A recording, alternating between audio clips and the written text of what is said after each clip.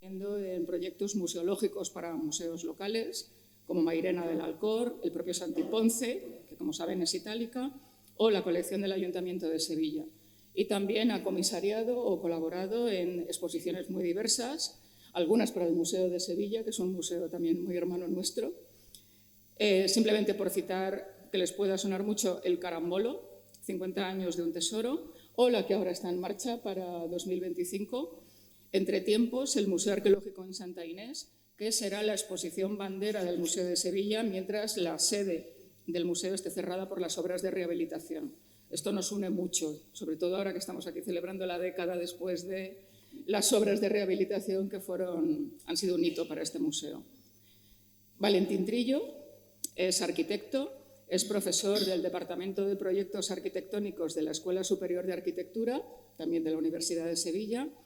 Aunque su tesis estaba muy alejada de la arqueología, porque iba sobre Mies van der Rohe en Barcelona, pronto se orientó a temas de patrimonio histórico y a la consultoría de proyectos de museografía a través de su estudio Utrillo Arquitectos. Ha colaborado en proyectos de mucha influencia internacional también.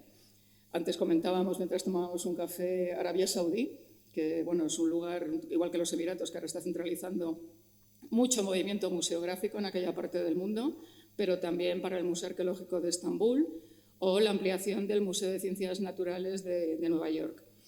El caso es que Valentín, que es arquitecto, como acabo de decir, imparte la asignatura Difusión y puesta en valor del patrimonio arqueológico en un máster de la Universidad de Sevilla, es el máster de arqueología, que desarrolla el Departamento de Prehistoria y Arqueología y que precisamente creo que es lo que en este sentido ha unido a nuestros tres conferenciantes, incluido el ausente de hoy, puesto que los datos que nos van a presentar hoy provienen en gran parte de un proyecto general de investigación centrado en Itálica y que sirve para las prácticas, si no me equivoco, del máster de arqueología, que también es un punto que viene bien resaltar porque los arqueólogos se forman, no solamente se estudian, ¿no?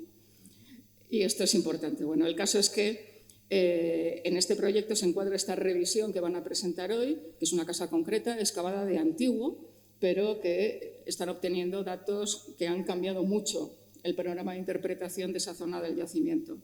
Que es un yacimiento conocido desde antiguo, porque ¿quién no conoce Itálica? Que se excavó desde hace siglos, literalmente, que se ha excavado con metodologías muy diversas, adaptadas a cada época, naturalmente, y en el que queda mucho por investigar y conocer, como vamos a ver ahora mismo, ya sin más spoiler. Y aquí les dejo.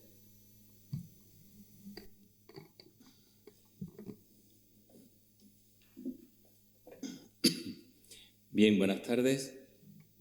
Muchas gracias, Paloma, por haber adobado, ¿no? Las notas que te poníamos cada uno, ¿no? De nuestro perfil curricular. Y ¿qué decía? Acaba sonado. Pensé que decían, me decía. Bueno. Bien, y bueno, agradecer al Museo Arqueológico Nacional que nos haya incorporado a esta serie de charlas de las que hemos hablado antes, ¿no? Del interés que tiene, y además se graban y están ahí enlatadas para su consumo por parte de cualquier persona que le interese, tanto en España como en el extranjero, porque Internet, como sabéis, es una ventana al mundo. El proyecto arqueológico, en el final de una especie de un artículo que publiqué hace un año y medio, que era una especie de resumen final de los hallazgos, hablé de la slow archaeology. Como se habla de la slow food, pues yo hablé de la slow archaeology. Es arqueología lenta, una arqueología que interesa donde uno va interiorizando el yacimiento para que te vaya hablando poco a poco, sabiendo que, sin darnos cuenta, una arqueología apresurada nos lleva muchas veces a emitir resultados, hipótesis que son en el fondo no tienen base o tienen una base o hay pequeños detalles que están escondidos y con el tiempo te revelan y hay que darle su tiempo. En este proyecto, para el cual no había ninguna prisa y que se ha nutrido fundamentalmente de estos alumnos que año a año vienen a hacer sus prácticas de arqueología procedentes del máster de la Universidad de Sevilla, máster de arqueología, pues se ha entendido así, sin darnos cuenta, pues desde 2014 hasta el 2021 hemos estado trabajando en esta casa. Para los que conozcáis Itálica en general, bueno, pues una de sus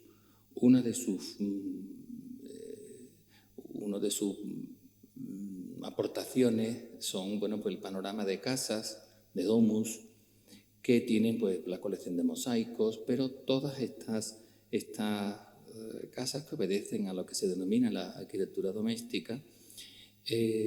Tuvo mucho interés un tiempo, después bajó un poco el interés hacia una arqueología más monumental y sin embargo ahora otra vez está teniendo una atención por parte de los investigadores, pero con un interés renovado dentro de lo que se intenta ver de las costumbres de la casa, sus partes, montones de detalles que antes se quedaban un poco que no eran motivo de atención.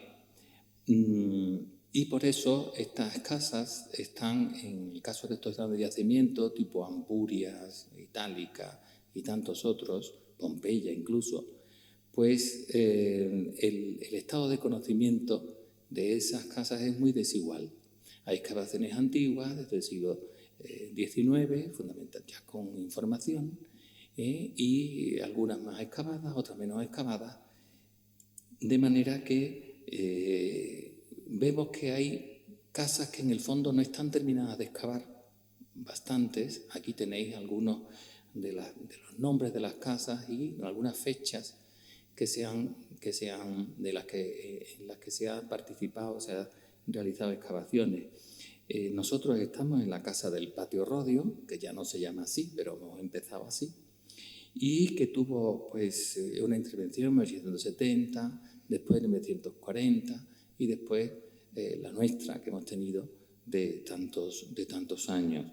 Y también me interesa en esta fotografía aérea que veáis ese primer plano donde se ve la ínsula, la casa de Neptuno, donde se ven unos cuantos mosaicos, pavimentos de mosaicos como si fueran alfombras perdidas en el campo, pero realmente la casa está por excavar. En el fondo estamos trabajando ahora en esa casa, pero ahí pues han sucedido pues excavaciones antiguas donde lo importante era descubrir mosaicos y aquellos que se encontraban que estuvieran en mejor estado se consolidaban, se ponían abiertos al público y lo demás está tapado sin que haya un conocimiento completo de la morfología de la casa. La elección, estoy muy contento de cómo elegimos esta casa para trabajar, porque es una casa que está en el circuito de visita, pero está realmente es un páramo yermo. Desde aquí arriba veis la falta, la carencia que tiene de volumetría, de partes conservadas, está muy laminada, muy plana, y se planteó para resolverla, porque nadie le metía mano, nadie le interesaba. Entonces yo, que he sido director de Itálica, mi visión no era lo que yo denomino el lucro científico, que es más sacar algo de algún lugar para tener un cierto protagonismo en lo que son publicaciones, etcétera, en currículos, sino el resolver problemas patrimoniales de la ciudad itálica. Y entonces digo, bueno, pues vamos a resolver, vamos a meternos con esto. Y aparte, para los alumnos siempre ha sido un placer, porque desde el primer día, estando tan arrasada la casa, desde el primer día tocan pelo. O sea, desde el primer día ya hay un muro que tienen que limpiar, ya hay materia. Y no quitar tierra durante días con esfuerzos físicos para después sacar poca chicha.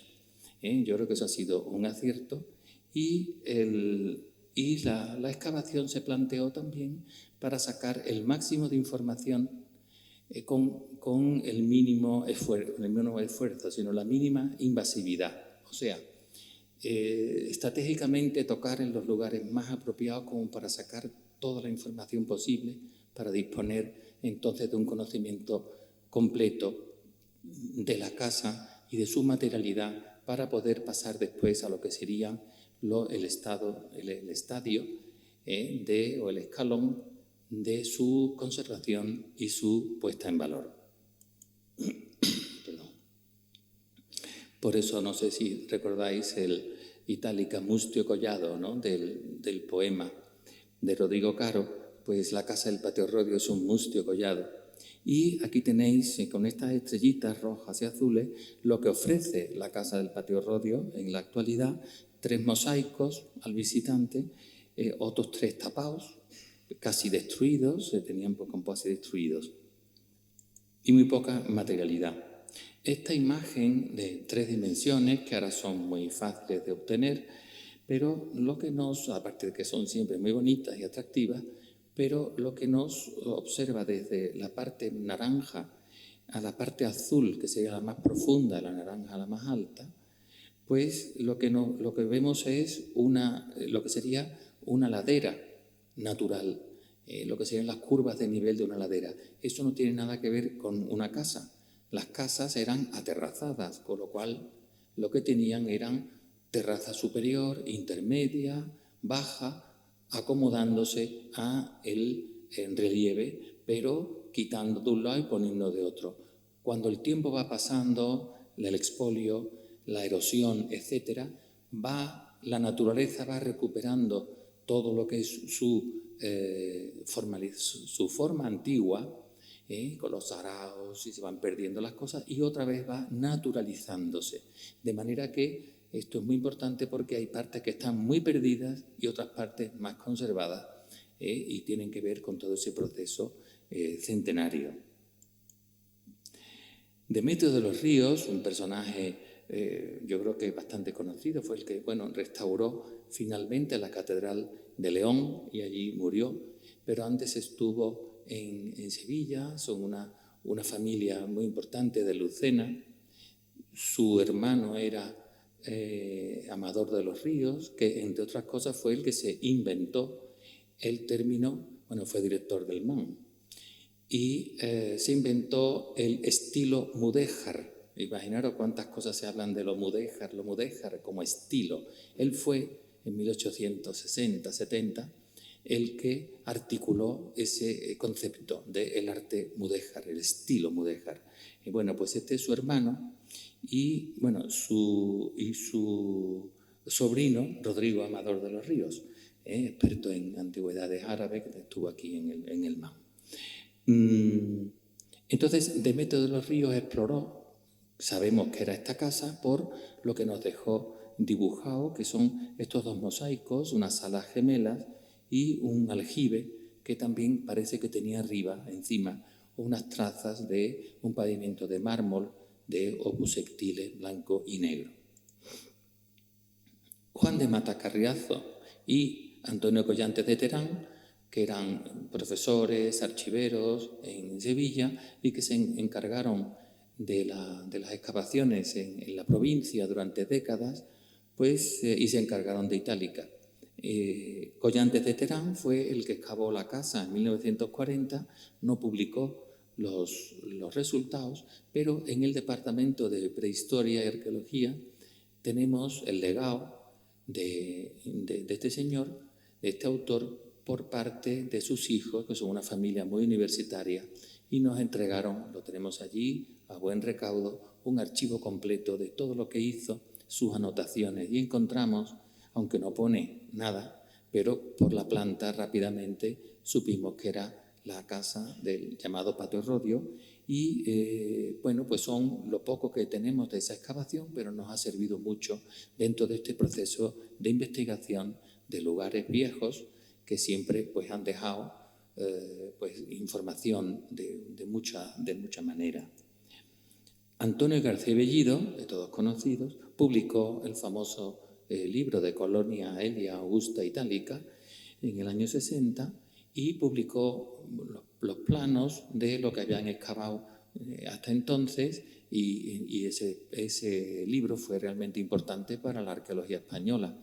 Y él publicó este plano que ha estado vigente hasta nuestros días, hasta que nosotros hemos aportado una realidad nueva, y la denominó vivienda contigua a la Casa de los Pájaros, y realmente no tenía ningún matiz como para denominarla de alguna forma concreta, alguna anécdota.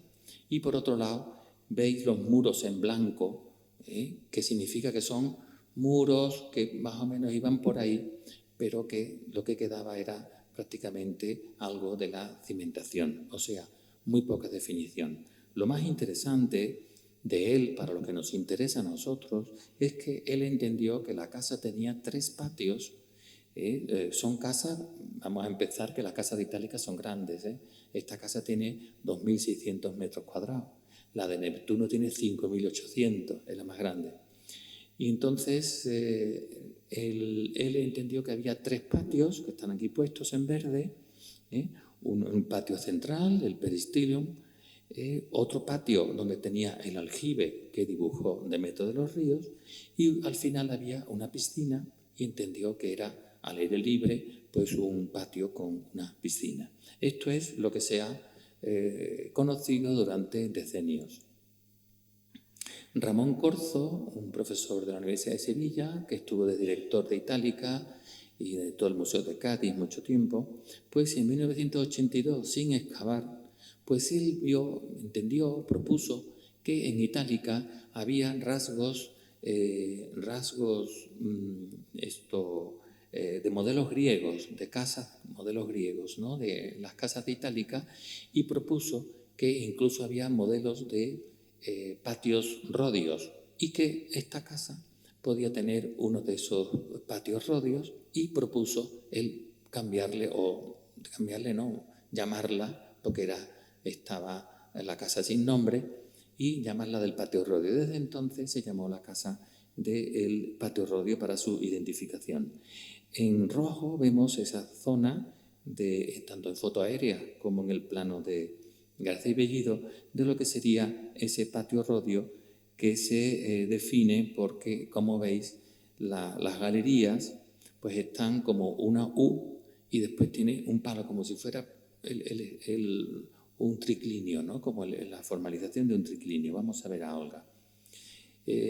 Carrillo, un profesor, un chico, vale mucho, becario en la Olavide, en la Universidad Pablo de Olavide, pues hizo un estudio muy, muy bueno, poniendo a prueba el modelo de casa de patio rodio que había propuesto Ramón Corzo, y el estudio es magnífico y lo ponía en duda. Decía, no nos cabe duda de que pueda haber quizás en Itálica patios rodios, pero no los creemos que tiene problemas. Aquí tenéis a la izquierda lo que sería en Grecia un edificio con un patio rodio, donde vemos que hay un lado, un frontal, que tiene un orden superior más grande, de mayor tamaño, y después los otros 3 lados, en este caso se ven 2, son menores, con un orden menor. El patio no tiene el orden de la misma escala en sus 4 lados, sino 3 y 1, pero ese lado es que está dando paso, primero está al fondo del patio y está dando paso a un aula, a un lugar de importancia, lógicamente, que está marcado por este orden superior. Nada de eso ocurre en la casa del patio rodio, porque donde se entra, como vemos en la línea, la flecha roja, pues el lado de la T pues está invertido, está al revés. En fin, que eso en principio él veía que tenía problemas. En cualquier caso, para nosotros era muy importante testar eso desde la arqueología, desde la empiria, como para ver si realmente se podía hablar de patio rodio o no. Fijaros que el propio patio, en su definición mínima, no tiene ni siquiera definición de los soportes, si eran columnas o eran pilares, sino simplemente como en los muros. Ya como resultado pudimos ver, veis el plano a la derecha de una parte, la que tiene que ver con la puerta, con el acceso, que arriba, mirando la diapositiva, pues nos salió una taberna con unas piscinas y tal, una cosa completamente desconocida, y también abajo nos apareció una definición muy destruida, pero ahí tenéis alguna fotografía, pero limpiando a 5 centímetros o menos a veces, pues apareció bien definido lo que sería un impluvium de un atrio, un atriolo, un atrio pequeñito que daba sentido a un área íntima de 3 cubículas, de 3 dormitorios. Y en uno de ellos, que tenía un mosaico prácticamente perdido, tapado, pues cuando lo destapamos, pues resultó que tenía un mosaico de escamas que tiene como un 40, un 40 o un 50% conservado, que fue una gran sorpresa, era completamente desconocido. O sea, las cosas siempre siempre conservan más de lo que pensamos, ¿no? Para bien de nosotros. En el centro, lo que es el patio, pues pudimos ver, limpiando exhaustivamente, que se conservaba lo que eran la definición de la estructura de pilares, pero en el fondo, el patio muy axial, en el fondo los 2 pilares centrales eran de mayor envergadura, no eran cuadrados, eran rectangulares y con una pilastra adosada, significando que en ese lugar es donde estaba algo, ¿no?, de mayor significación, de mayor importancia. Por otro lado, también los pavimentos de las galerías, ya se había visto, pero no los pudimos limpiar perfectamente, de que eran pavimentos que se llaman de opus scutulatum, que es un mortero de cal que tiene incrustadas, como si fuera un terrazo, fragmentos, trozos de mármol de colores. Pero, curiosamente, 3 de sus lados tienen lo que serían estos mármoles de colores, y el pasillo de la galería de acceso, pues ahí pues no está liso, lo cual tendrá después, como pudimos ver, pues una significación.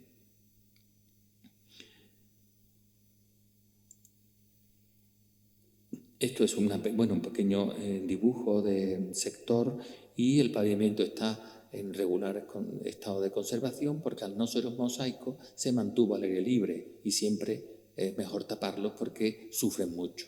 Ahora están todo tapados.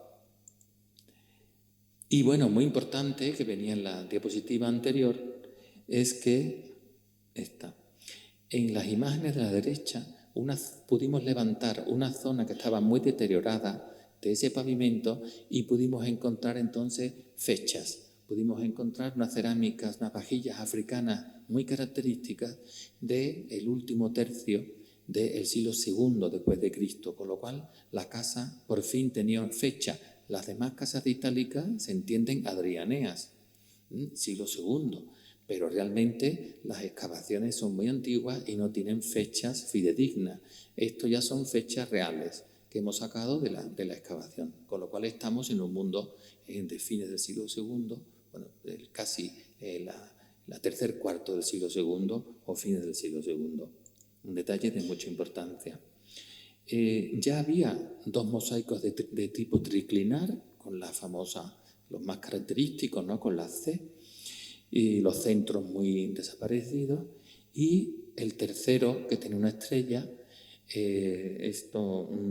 Irene Mañas, en su estudio sobre los mosaicos de Itálica, apuntó por un pequeño detalle que quedaba, que está ahí en rojo, mínimo, que era del mismo tipo que podía ser otro triclinio. Al limpiarlo hemos podido demostrar que sí, que es otro triclinio, y que los centros, las alfombras centrales de estos triclinios, eran de opus sectile, con lo cual son unos pavimentos muy ricos, combinando las 2 técnicas. Y fijaros que ya la casa dispone de 3 comedores, 3 triclinios.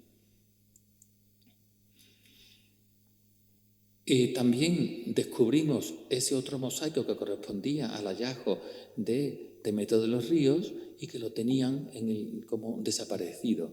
Cuando lo limpiamos resulta que está mucho mejor conservado de lo que pensamos, quizás por haber sido tapado. De modo que es otro hallazgo. en honor a su descubridor, Demetrio de los Ríos. También pudimos ver la diferencia que había entre el dibujo de Demetrio de los Ríos y lo que habían perdido 100 y pico de años después.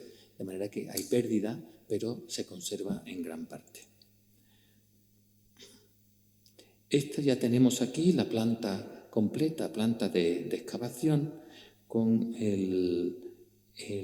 también descubrimos en una vez como una estrellita 5 metros de una tubería de plomo, una fístula acuaria, que nos demostraba que la casa disponía de agua pública, porque antes se pensaba que eran los aljibes y el agua pública solo para lo que sean las termas y también para las fuentes públicas de las esquinas de las calles. Sin embargo, en Itálica se está demostrando que en esta ciudad imperial, pues las casas también disponían de agua pública como refuerzo. Y en el fondo de la casa, lo que veis ahí, esas piletas de color celeste, ya se habían visto, están muy arrasadas, y se pensó por otros autores que podía tratarse de una fulónica, o sea, de lo que sería una lavandería. Una cosa rara, porque las fulónicas son muy pestosas, y era extraño que en unas casas de este tipo pues estuviera en el fondo una industria molesta. Pero así quedó, ¿no? Cuando hemos limpiado bien esa zona y hemos excavado, hemos podido comprobar que no se trata de una fulónica porque no tiene las partes características de una fulónica, no puede ser, son muy, muy características, como digo. Y después hicimos analíticas en las zonas de salida de agua y no había ninguna cuestión química asociable a la industria de la lavandería. Curiosamente, en otra salida encontramos, bueno, lo dejamos para después, creo que era otra analítica que fue más curiosa. Entonces, seguimos adelante aquí. Y en esa zona que había una canalización con unas costras, y ahí sacamos también muestras para hacer analítica, y la analizadora, la técnica especialista de Barcelona, una italiana, pues se mosqueó mucho porque yo le pedí las analíticas, las dos, y me dijo, bueno, oye, ¿qué pasa que no me mandan los resultados? Y dice, bueno, pero es que en una no hay nada. Agua clara, no hay nada. Dice, y en la otra son fecales, como si yo le hubiera mandado una cosa de poca monta. Digo, ¿cómo me dice? Es interesantísimo, por favor. Una agua clara significa que lo que ha habido era agua clara, y eso es positivo. Claro, ella lo que quería era encontrar cosas más misteriosas, y lo fecal pues era maravilloso, porque esta estructura que estaba bastante destruida, de pronto se me abrió los ojos y digo, es perfectamente claro una letrina. Una letrina que ha servido, se comprueba que tuvo desde luego su uso característico.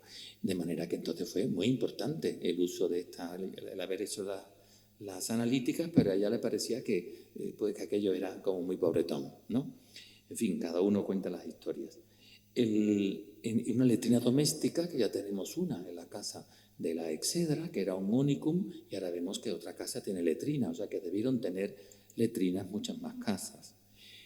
Y después la sorpresa fue que en los fondos de estas piscinillas, limpiando bien y con buen ojo, pudimos ver que había una huella pequeña, imperceptible en algún caso, arriba a la derecha, un ladrillo, y parece que eran la base de unas suspensuras, o sea, de unas columnillas, 6 columnillas en este caso, las pintamos de rosa para hacer fotos, 6 columnillas metidas dentro de una alberca, de una piscinita. Digo, esto no lo he visto en mi vida. ¿Esto qué es? ¿Esto qué es? Dándole vueltas y vueltas para esto no puede ser, esto tampoco, esto tenía agua clara. ¿Para qué sirve esto? En fin, el caso es que apuntando y con intuición y viendo otras cosas, de pronto vi que era muy importante la sombra. O sea, la alberquita, al tener una suspensura, encima tiene unos suplementos como una especie de losas, ¿no? Y que eso con independencia de que pudieran andar con mayor anchura quien fuera, ¿no? Los sirvientes por encima, pero daba sombra. Y de ahí pasé hasta que me vino la luz un poco, en el sentido de que se trata de una piscina vivarium, o sea, un vivero de peces. Una piscina, se escribe igual que en castellano, piscina, y que eran, y se conocen, sobre todo en fin de la República, como signos de máxima ostentación en el mundo de Nápoles, en el mundo del sur de Italia, de los grandes magnates, ¿no? Que exhibían ahí pues sus riquezas y su luxuria. Y también se están encontrando en el mundo marino, también en el Cabo de Trafalgar se han encontrado algunas ahora recientemente. Pero no al interior, en Mérida podría haber algo, en Conímbriga, pero no se sabe bien, puede ser, y esta da toda esa estructura característica donde tienen muchas piscinas, cada una va con un tipo de pescado, dentro de la sofisticación de este asunto. Y estos estarían reservados para lo que serían los grandes momentos de convivium, para agasajar sorprendentemente a lo que serían los invitados. Pescados. Itálica está al borde del estuario del Betis, del Guadalquivir, de manera que las anguilas, sábalos, tantos pescados que son de agua salobre y que muchos otros, las corvinas también suben, etcétera, etcétera, ¿no? Ahí también veis en el dibujo, veis las letrinas arriba, había otros espacios que no tenían profundidad, pero sí tenían un poquito, era un tratamiento como de si fuera de espacios para agua, pero con muy poca profundidad. Y están al lado de los otros y los hemos interpretado como esos lugares donde se manipula el pescado una vez de que se ha sacado y para prepararlo para lo que sería el salón. Bueno, esto es una imagen como muy técnica, simplemente para que veáis lo que es, pues, como habréis visto en tantas veces, la información planimétrica y toda llena de sus numeritos, de cotas, desde el control de la información. De manera que, bueno, pues todo esto fue lo que fuimos limpiando, viendo y controlando esta información. Esta sería la planta restituida de la casa de esta domus, con una estructura axial donde vemos el vestíbulo, después el peristilo con su viridarium, o sea, con un jardín que tenía mucho prestigio, y veis esos pilares de mayor envergadura que están en el eje enfocando a ese espacio inmenso que García Bellido decía que era un patio con un aljibe, y hemos podido demostrar que es no un patio, sino un gigantesco triclinio, le llamamos ya un oecus, lo mismo que es muy característico en Itálica, este triclinio al fondo, axial, como la Casa de los Pájaros y muchas otras casas, y que tendría ese pavimento de opus sectile que dibujó en Demetrio de los Ríos, hoy perdido, pero que está lleno de esas placas por allí desperdigadas. ¿Qué tenemos de interés? Que ese enorme oecus, sala de representación y de reunión y también de convivium, pues estaría al lado, junto a lo que sería la piscina,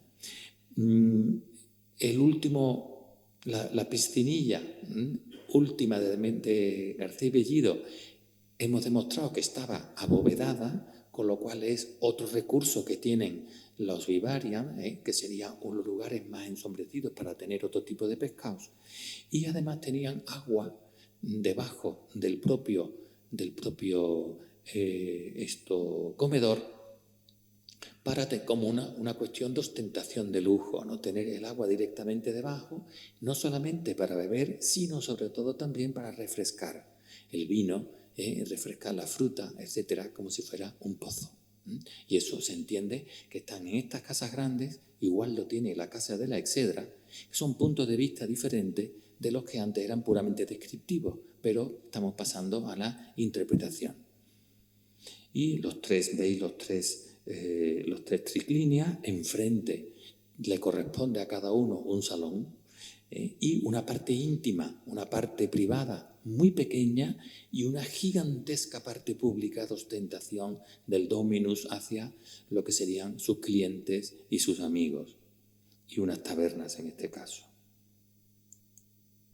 Esta sería una visión en la sonometría, y podemos decir que ahora mismo ese patito feo pues es la única casa explorada en su totalidad y a conciencia de toda Itálica. Y surge una nueva casa, no tiene nada que ver con lo que habíamos dicho antes. Ya no es una casa del patio Rodio, hay que cambiarle el nombre. Como no era muy importante, tampoco tenía mucha... no tiene mucha interiorización en el público.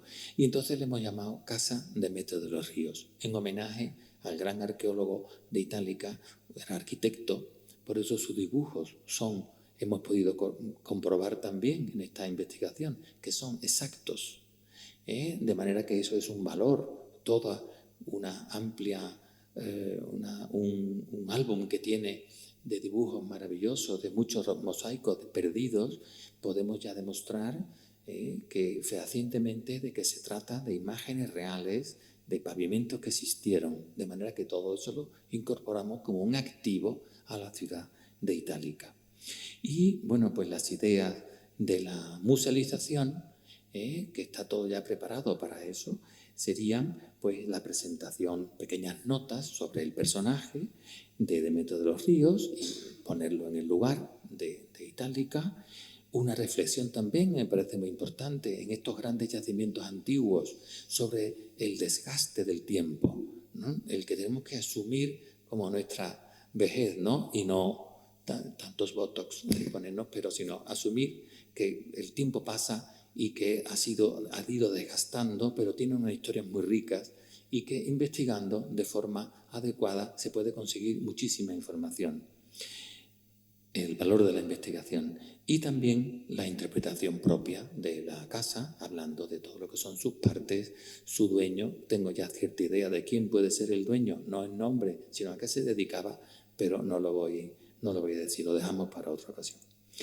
Y bueno, esto, unas pequeñas notas con la gente. Hemos tenido también la suerte de contar a veces de alumnos en el máster con restauradores de arqueología, de manera que con ello hemos podido atender a ese descubrimiento de esos mosaicos medio perdidos y para tomar buena nota de ellos, de manera que los restauradores saben exactamente lo que cuesta restaurarlos y después se han consolidado con sus telas y se han cubierto hasta que esperando hasta que sean recuperados. Y todo esto está entonces permaneciendo hasta el desarrollo de esos proyectos de conservación y puesta en valor. Y esta foto donde falta Valentín Trillo, y digo, oye, es que estás buscando y no estás tú. Dice, es que yo era el que hice la foto. Y entonces, pues aquí estamos con el COVID, algunos quitamos unas mascarillas, y está Sebastián Vargas, el que está a la izquierda del todo, y uno de los años, el último, con esta suerte de gente lo importante es eso, que el conjunto arqueológico de Itálica tiene ya un dossier de información completa sobre la totalidad de las estructuras, de todo. Sirve para estudiar el edificio, para el punto de vista histórico, sirve para poder acometer con las máximas garantías, con toda la información, los proyectos de recuperación. Y dejo entonces la palabra a mi compañero Valentín.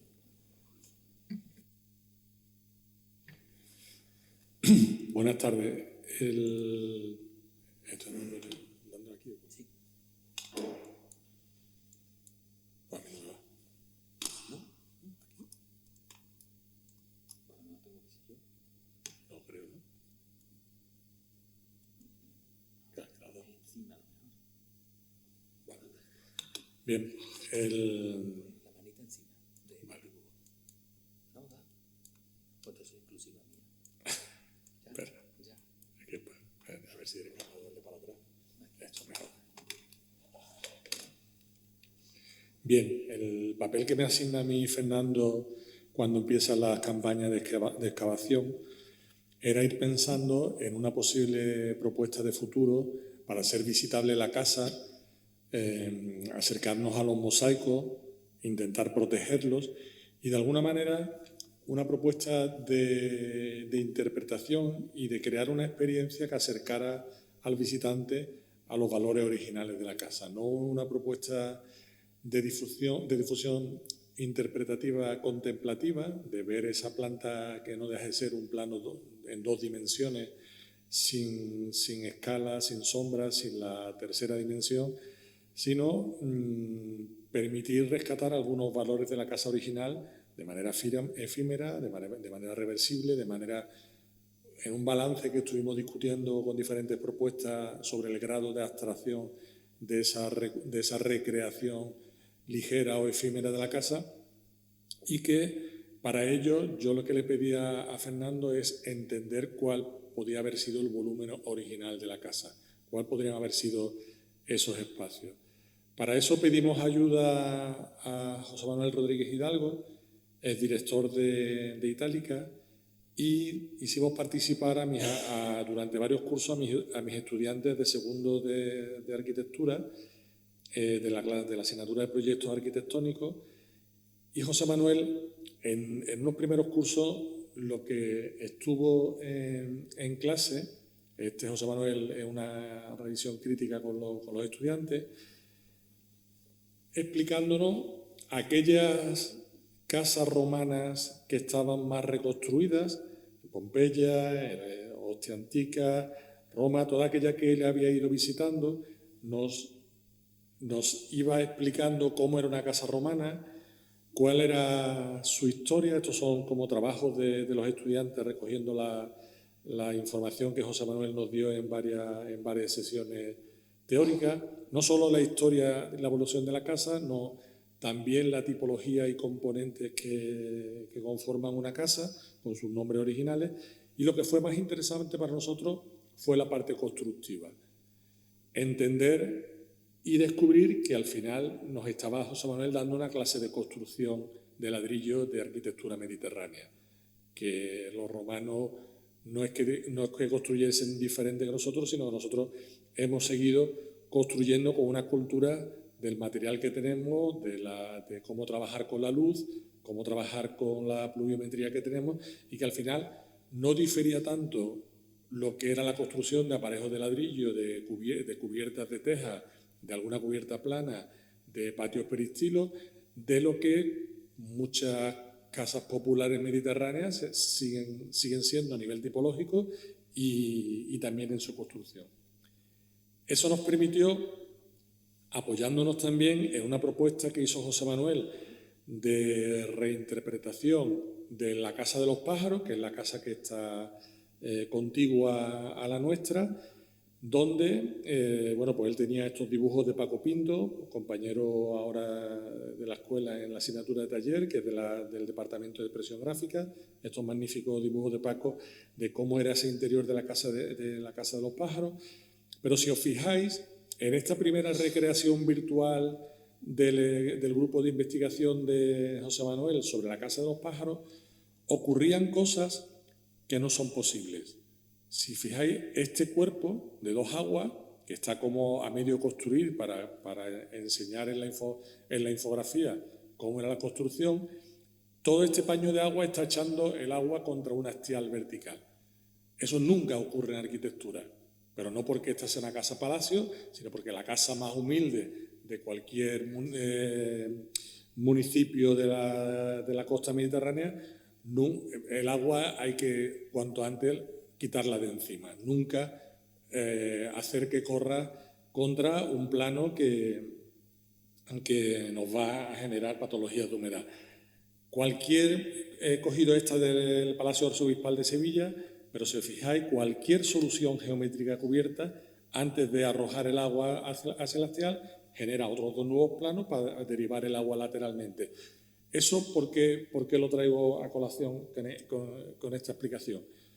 Porque, si os fijáis, finalmente en la maqueta, que era un proceso de la investigación posterior, ya se había arreglado esta cuestión. ya habían elevado ese cuerpo y el agua caía sobre otro agua que se derivaba en dos cumbreras diferentes. Ya no existía ese problema de patología y al final lo que nos permitió a los estudiantes, conmigo de profesor, entender que bueno, una resolución de cubiertas de teja tiene unas resoluciones geométricas que no son muy variadas, porque hay que resolver con pendientes que se encuentran contra muro y contra otras pendientes, y que conociendo las líneas de carga de la planta de que nos iba Fernando y su equipo facilitando, pues nos permitía hacer ya construcciones geométricas de cubierta de teja que acabaron con diferentes propuestas de volumetría. Fue muy útil para resolver aquellas volumetrías el entender que existían también cubiertas planas, porque había encuentros que eran prácticamente imposibles de resolver si se quería resolver la casa entera con cubiertas de teja. Entonces había planos donde esas cubiertas planas permitían esas transiciones entre tejas. Estos son algunas volumetrías de aquellos estudiantes. Y el curso siguiente estuvieron haciendo propuestas de interpretación, sin darles mucha información, bueno, muchos referentes de propuestas y de instalaciones artísticas, y entonces surgían propuestas como muy curiosas, como esta primera de Blanca Zamora, que ella llamaba umbrales, ¿no? Donde delante de cada encuentro de esa pasarela con el mosaico generaba un pórtico, ¿no? que te creaba como preparándote para ese encuentro con el mosaico, con el elemento de valor de la casa, ¿no? Mario López creaba estas cubiertas con una rampa que si ahí tenemos en Itálica problemas de escorrentía, la casa está un poco como caída en pendiente diagonal, pues la pasarela que veis aquí, con muy poca pendiente, iba tomando perspectiva respecto a la casa, interpretaba la casa con poca altura, y él proponía como esto, cogiendo como las teselas de los mosaicos, una cubierta que protegiera los principales mosaicos. Pepe planteaba una estructura como ortogonal de recorrido sobre la casa, y me parecía también muy bonita esta de Marina Rodríguez, que era muy invasiva, no invasiva, muy cara, ¿no? Podemos decir, ¿no? De crear unos pórticos muy altos y colgar cajas que no tocaran en ningún momento la casa, pero que creasen como esos ámbitos, espacios reales donde estaban las habitaciones, donde estaban los mosaicos que queríamos proteger. O esta de Carmen Rodríguez que basada en otras propuestas que veíamos de otros campos del arte, no recuperar la geometría de la casa, sino sus volúmenes interiores con temas de mallas metálicas. El proyecto lo continuamos ya en el estudio, en diferentes fases que teníamos entre proyectos profesionales. Aquí veis los perfiles reales de la casa, todos los desgastes, la casa está como a nivel de cimentaciones y cómo se han ido con esas escorrentías perdiendo y esos corrimientos de terreno perdiendo muchos niveles. Fernando nos iba dando los niveles de los suelos, que era lo fundamental para tener la casa, y sobre esas líneas de carga ya hicimos la propuesta como más lógica, dentro de que existen pequeñas variaciones posibles de cómo podían convertirse esas cubiertas.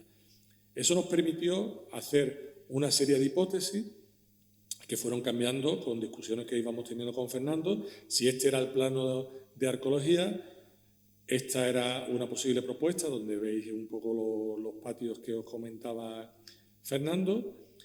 Había una primera donde se mostraba una estructura alámbrica que recuperaba todos los volúmenes de la casa, que podéis ver con esa pequeña estructura que se ve a contraluz, generar unos planos horizontales donde estaban los recorridos de las personas y crear esas cajas justo donde había mosaico, ¿no? Recuperar el volumen para proteger los mosaicos y para crear la casa. Ahí tuvimos discusiones Fernando y yo, porque a mí me parecía que era una buena solución, salía de la propuesta del estudio, pero si al final queríamos hacer una intervención tridimensional y lo primero que le dábamos al visitante son espacios cerrados respecto a espacios que no estaban cerrados, cuando ese criterio de cerrado o abierto no era real, porque estábamos protegiendo o cerrando solo los que tenían mosaicos, pues creo que creaba una distorsión en la interpretación de la casa.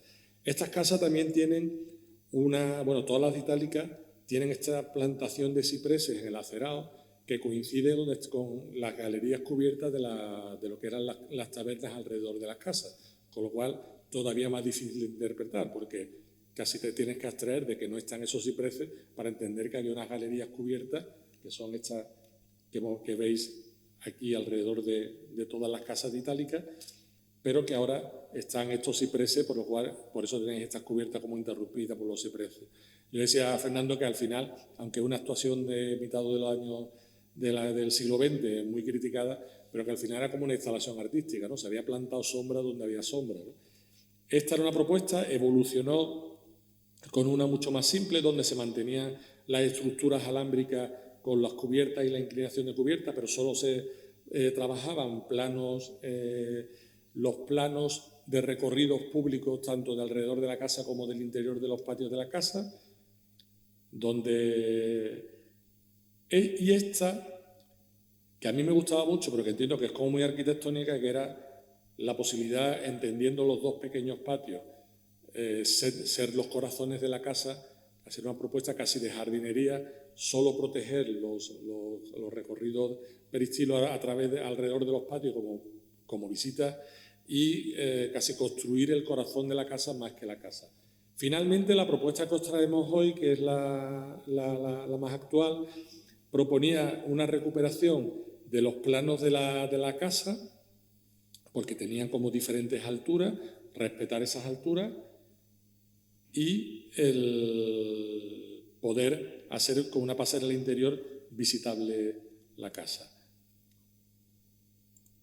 Que viene un poco resumido esta última propuesta en esta animación que os traemos, ¿no? Donde además de esta propuesta de reconstrucción original se generaba la jerarquía de alturas de la casa, se proponía sobre esa estructura metálica esos planos de sombra y de protección de la lluvia. Sobre ella, como esas grandes superficies textiles necesitan una estructura, pues la estructura proponíamos, como hace Jean Nouvel en una de las propuestas arqueológicas, replicar la distribución de los muros, ¿no? Hacer un espejo de los muros que nos sirviera de soporte, cerrar los planos verticales para proteger igualmente la casa hacia el sol y a la lluvia. Y esto es un poco este paseo por la galería donde estaban las tabernas, que ahora también están los cipreses, donde íbamos tapando esos elementos, respetando e integrando esos cipreses, una vista exterior de uno de los mosaicos, generar un plano de una pasarela solo en la zona visitable, sería un poco el espacio principal, el que articula el resto de viviendas, y finalmente, bueno, una imagen del mismo mosaico que veíamos de fuera visto de dentro, proponer un regresivo de muros originales del espacio principal, protegerlo también con unas telas verticales que pudieran ser móviles y que nos permitiesen incluso, cuando ya a la puesta del sol, proponer algún tipo de instalación audiovisual que pudiera proyectarse sobre esas pantallas del núcleo o del corazón de la casa, bien desde el interior de esta o incluso de quien pudiera estar observando esa estructura, ese reflejo que veis, ese espejo que veis de los muros reflejados en las telas y el corazón de la casa como contando su historia, ¿no? Aquí nos quedamos. Pues nada, espero que os haya gustado y a vuestra disposición. A vuestra disposición por si queréis una pregunta, cualquier cuestión que os parezca de interés. Gracias. Buenas tardes y muchísimas gracias. Me ha resultado muy interesante su exposición y además de algo de algo que ya tenía yo un poco olvidado, porque a mi edad ya todo lo he visto hace muchos años, ¿no? Entonces, desde que estuve en Itálica, pues ya han pasado muchos años y no recordaba nada de esto. No sé si estará como en aquel momento en que yo lo vi. Bueno, yo lo que tengo son pequeñas dudas que yo creo que, vamos, que usted ha expuesto y que prácticamente están solucionadas, pero no cabe, la primera, no cabe ninguna posibilidad de interpretar esas piletas o piscinas o como ustedes lo denominan como una construcción de tipo, un recurso de tipo industrial o comercial. Esa sería la primera, porque he visto que esa taberna que hay en una de las fachadas no se comunica con la casa, al menos en la reconstrucción. Entonces no sé si sería pues un establecimiento alquilado o tal, al margen, si eso además creo que era normal de tener en la calle de tiendas, digamos, ¿no? Y la tercera, no hay ningún dato que lleve a una posible identificación de los dueños reales de la casa.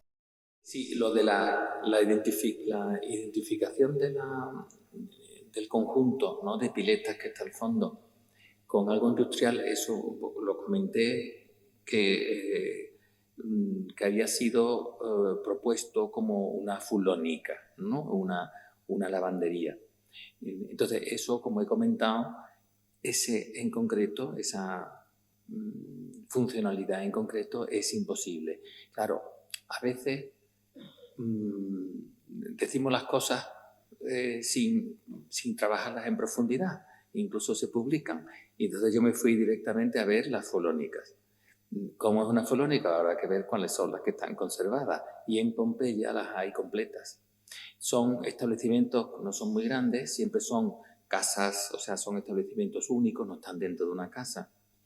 Y se comportan, sobre todo tienen una cuestión que son lo que se llaman los fulones, que son unos pequeños departamentos en peine, donde con unos pequeños muretes para ponerse de pie, o sea, estando de pie y aguantarse con los así como directamente, estar continuamente pisando las ropas en lejías, en unos como unos lebrillos. Entonces, uno, otro.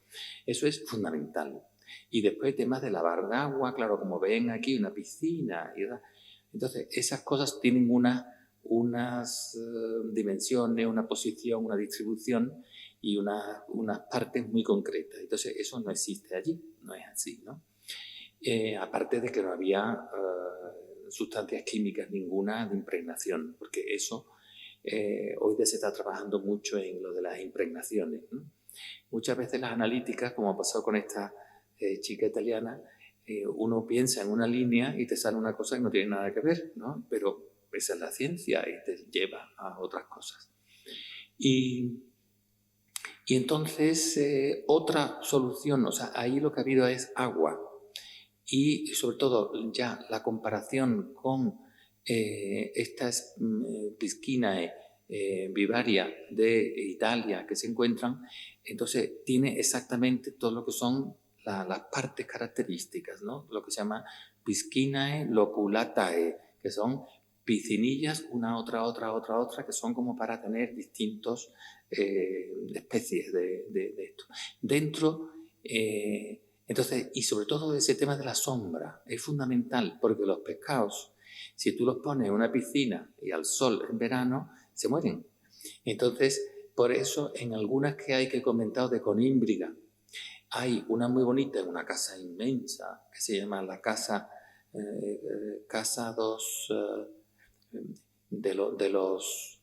no me acuerdo cómo se llama el nombre en portugués, pero es la casa de los chorritos. Entonces, rodeando justamente el Gran Triclinium, tiene una piscina en U exterior y ahí tienen como unas pequeñas anforillas para esconderse los pescados. Entonces, pero claro, no se sabe si es de pura más de ostentación o como si fuera una decoración o como para coger los pescados, ¿no? y incorporarlos a esto.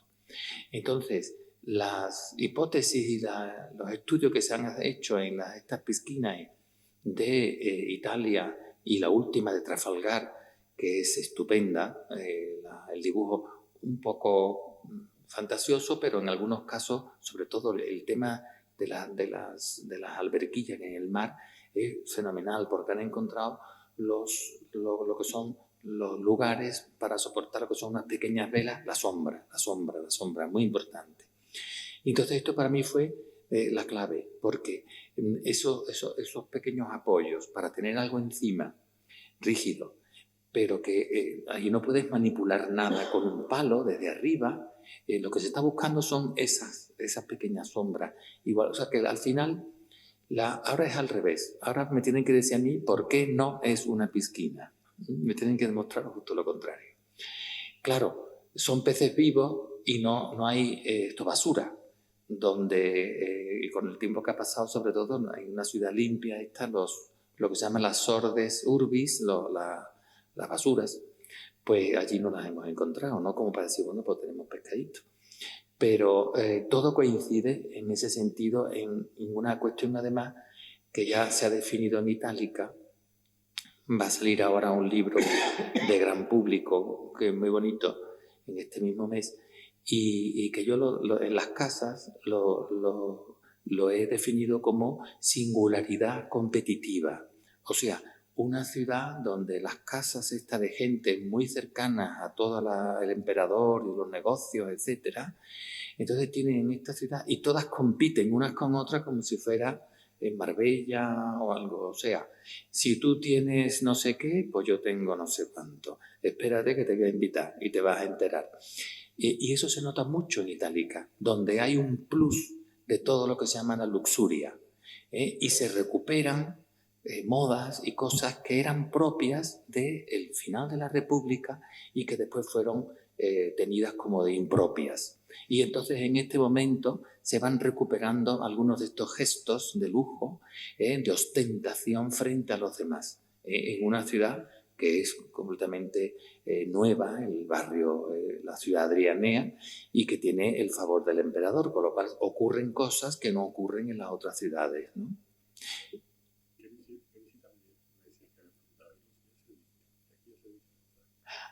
Así.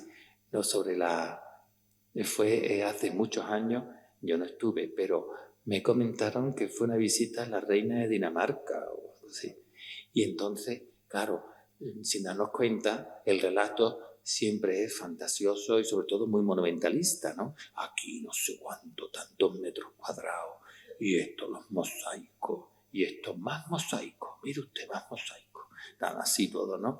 Y la señora mirando todo aquello, y al final dijo, oiga, hay una pregunta, ¿y dónde vivía el servicio? ¿Dónde vivían los esclavos? Entonces, en aquel momento, quien estaba enseñando aquello era un antiguo ujetista radical, ya murió, muy mayor, y entonces él mismo fue como una lección de la monarquía que era de todos son mis súbditos, ¿no? Y entonces era, ¿y dónde? Y claro, dice, bueno, una pregunta interesantísima que no está resuelta. Al final, muchas veces excavamos las ciudades, pero no los suburbios. Y no excavamos las cuadras, si no excavamos vamos a ir a lo monumental, ¿no? Caballo grande, ando no ande. Y eso, pues, son interesantísimas muchas veces estas preguntas y que las maquetas también a otro nivel, él lo que nos ha ofrecido es eso, ¿no? Como diciendo, distinto de que tú tengas una planta, pero ahora vamos a darle volumen. ¿Tienen ventana o no tienen ventana? Ay, pues no lo he pensado, pues hay que estudiar, ¿no? ¿Y esto dónde daba? ¿Y entonces esto cómo se iba? Entonces todas las preguntas son importantes porque muchas veces dónde está la clave y no hemos pensado en algo, ¿no? Hubo otra pregunta, otra cuestión, fin. Las tabernas son siempre hacia afuera. Son siempre hacia afuera las tabernas. Son tabernas, o sea, tabernas no solamente son... Las casas sí, normalmente tienen... esos suelen ser privadas. Me preguntaba sobre el dueño. Sí, bueno, lo voy a adelantar un poco, aunque no lo voy a adelantar porque esto se graba. Y entonces se graba y lo van a escuchar mucha más gente que ustedes. Y hay gente que tiene canfatto l'orecchio finísimo. Entonces, tengo una cierta idea, no de la persona, del nombre, para eso tiene que salir un epígrafe. sino ¿a qué se dedicaba? ¿A qué se dedicaba? Para tener tanta ostentación y su casita con ¿no? su atriolo pequeñito, su patio con sus 3 habitacioncitas, ¿no? Para lo que sería el matrimonio y los hijos, y ya está. Sin embargo, la Casa de los Pájaros tiene mucha más parte íntima y menos parte pública. Entonces, por eso es esa singularidad donde cada uno va teniendo, y eso es interesantísimo dentro del mundo de la casa romana. En cualquier ciudad, pobre o rica, se nota que todas las casas quieren tener un poquito de distinción, de algo especial, pero cuando son así tan inmensas, las van a cosas muy gordas, ¿no? Y las letrinas, por ejemplo, son importantísimas. Fijaros que todavía gente que tiene así, como yo, más edad, pues recordamos lo que es la historia de los cuartos de baño, ¿no? Que se tenían en los corrales. El cuarto de baño incorporado en la casa es una cosa reciente. Y eran además unos cuartos inmensos que se tenían como si fuera un salón muchas veces, ¿no? En las casas burguesas buenas. Y eso era, bueno, y significa que tenías agua, que tenías toda una serie de cuestiones. Eso en Roma era mucho más, era muchísimo más. Y el agua está perfecta porque ya hemos visto cómo tenía que salir por los conductos que vienen de agua para barrer las heces, pues era por rebosamiento del aljibe. Y ese rebosamiento solamente puede ser con agua corriente. O sea que en el fondo llega un momento que tú haces la lluvia, a lo mejor, ¿vale? Pero si tú quieres que desde arriba salga agua es por rebosamiento. Y eso es porque en ese momento, pero eso no es todos los días. Saben, hemos vivido, ahora las casas son más chicas y más caras, pero antes las casas de nuestros padres y tal, pues había el salón. Y el salón era una cosa que no se entraba todos los días y estaba como algo más distinguido, y venían los tíos o venía alguien y se abría, o la fiesta de Navidad. Siempre hemos tenido ese especial y no era de todos los días. Se comía en la cocina, en cualquier lado, ¿no? No sé si te he respondido. A lo otro no, ya te enterarás. Que buenas noches, que muy interesante la charla, pero me gustaría saber, ya que es un sitio que es que no lo conozco, que tiene tantas piscinas, tanto agua, ¿de dónde traían el agua? Sí, el agua, como he comentado, tiene agua de lluvia para los aljibes, pero por ejemplo, en Sevilla, en Hispalis, todas las casas tienen un pozo directamente, porque el freático está muy cercano. En Itálica el freático está a 18 metros de profundidad, 20, y entonces en Carmona, por ejemplo, Carmo, pues también son aljibes. Y en Itálica son aljibes, pero comenté que lo que se está viendo y demostrando es que las tuberías de plomo que vienen del agua pública llegan a las casas, con lo cual disponen de agua pública. ¿De dónde viene el agua pública? Viene siempre de las fuentes, de donde hayan conseguido y con altura, como para que vengan por gravedad. En este caso, las fuentes están en Escacena, Paterna del Campo, en lo que es Huelva, y son unos 35 kilómetros. Y viene por enterrada y para cruzar los ríos con unos pequeños acueductos, que hay parte ahí conservada, derribados, pero están los arcos, y iba a una enorme cisterna, unas cisternas enormes. En Sevilla se han encontrado las cisternas hace unos 15 años, son inmensas, y en Itálica son inmensas. Entonces, estas que se llama un castellum aquae, ¿no? El castillo de agua, desde ahí lo que fundamentalmente en casi todas las ciudades va a lo que son los servicios públicos, las termas, que gastaban mucha agua, y las fuentes de la calle. Las fuentes están normalmente en el cruce de las calles, no en todo, pero en una secuencia. En Pompeya las tienes completas. Y tenían un pequeño sifón, subían a un depósito arriba de plomo que iba sobre una pequeña estructura de de pilar, de ladrillo, y de ahí bajaban con una pequeña alberquita, una mascarón tal, y ahí estaba el agua. Es el agua para la calle. Y no había agua normalmente para las casas, sino que la gente se organizaba. Pero en Itálica tenemos eso, o sea que el sentido de la ciudad ya imperial, dando esa cosa de dándole agua a las casas, es un salto nuevo dentro de lo que es ese mundo adrianeo, ¿no? Es una cosa muy especial en ese sentido.